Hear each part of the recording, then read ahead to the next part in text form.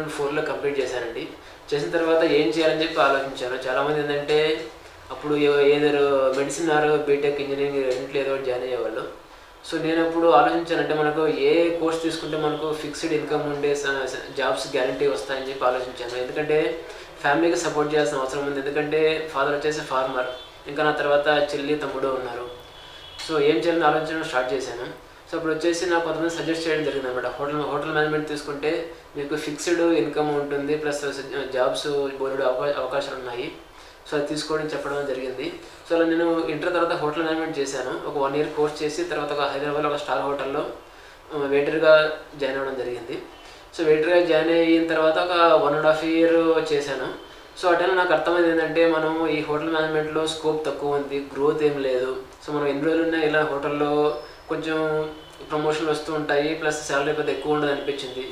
So ఇది కాకుండా మనం ఇంకా ఏదైనా చేయాలి, ఏదైనా మంచి జాబ్ చేయాలని చెప్పి ఏం చేయాలని ఆలోచించాను. సో అప్పుడు వెంటనే మళ్ళీ నేను స్టార్ట్ చేశాను, డిగ్రీ జాయిన్ అయ్యాను. సో నా ఇంటర్లో వచ్చేసి నాది MIBC అండి. సో మ్యాథ్స్ ప్లస్ బయాలజీ ఉండేది. సో అప్పుడు నాకు అనిపించింది అంటే నేను ఇప్పుడు BSc జాయిన్ కావాలా లేక ఏం జాయిన్ కావాలని చెప్పి ఆలోచించడం జరిగింది. అప్పుడు నేనైతే అకౌంట్ సైడ్, కామర్స్ సైడ్ అయితే కొంచెం అవకాశాలు బాగుంటాయి, మనం బీటెక్ చేసే కానీ ఉద్యోగాలు తక్కువ అని చెప్పి అనిపించింది నాకు. సో నేను అప్పుడు బీకామ్ తీసుకోవడం జరిగింది. సో బీకామ్ తీసుకుంటే కనీసం కొన్ని అకౌంట్ సైడ్ జాబ్స్ అన్నా ఉంటాయి, లేకపోతే తర్వాత MBA అయినా చేయొచ్చు, ఫినాన్స్ సైడ్ కొన్ని అన్నమైన అవకాశం ఉంటాయని చెప్పి నేను బీకామ్ జాయిన్ అవ్వడం జరిగింది.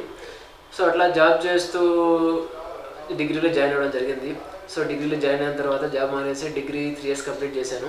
చేసిన తర్వాత ఇంకా నెక్స్ట్ జాబ్ సెర్చింగ్ చేయాలి, డిగ్రీ అయిపోయింది. సో ఇప్పుడు నెక్స్ట్ ఇలా ఏం చేయాలి అని చెప్పి ఆలోచించడం స్టార్ట్ చేశాను. సో అప్పుడే కొంచెం ఆ టైంలో కొంచెం బ్యాంక్ ఎగ్జామ్స్ ఎక్కువ పడేవి, బ్యాంక్లో రిక్రూట్మెంట్ బాగా జరిగేది ఆ టైంలో. సో MBA చేయాలా లేక బ్యాంక్ ఎగ్జామ్స్ ఇవి రాసి బ్యాంక్లో సెలెక్ట్ అవ్వాలని చెప్పి ఆలోచించడం జరిగింది. సో ఆ టైంలో కొంచెం డిగ్రీ చదివినప్పుడు కొంచెం క్యాట్ కోచింగ్ వెళ్ళాను. సో క్యాట్ కోచింగ్ వెళ్ళి క్యాట్ ఎగ్జామ్ రాయడం జరిగింది. సో ఆ టైంలో హైదరాబాద్ సెంట్రల్ యూనివర్సిటీ నుంచి ఇంటర్వ్యూ కాల్ రావడం జరిగింది. సో అదే టైంలో నాకు బ్యాంక్ ఎగ్జామ్స్లో రాయడం స్టార్ట్ చేశాను.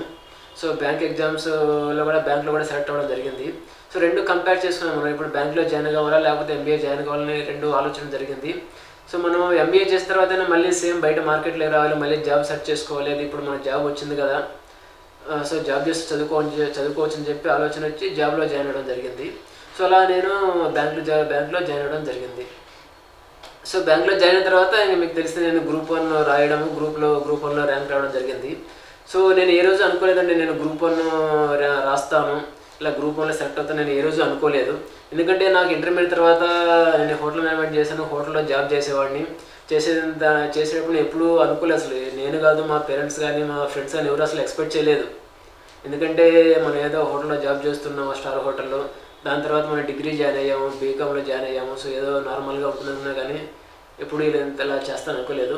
సో మెయిన్ ఏంటంటే మన మీద కాన్ఫిడెన్స్ అండి, మన మీద కాన్ఫిడెన్స్, నమ్మకం ప్లస్ ఆ పట్టుదల కృషి ఉంటే ఎంతవరకైనా వెళ్ళొచ్చండి, ఎంతవరకైనా వెళ్ళొచ్చు, ఏమైనా సాధించవచ్చు. ఇలాంటి ఆసక్తికరమైన వీడియోల కోసం రైట్ చాయిస్ ఇండియా ఛానల్ను ఇప్పుడే సబ్స్క్రైబ్ చేయండి.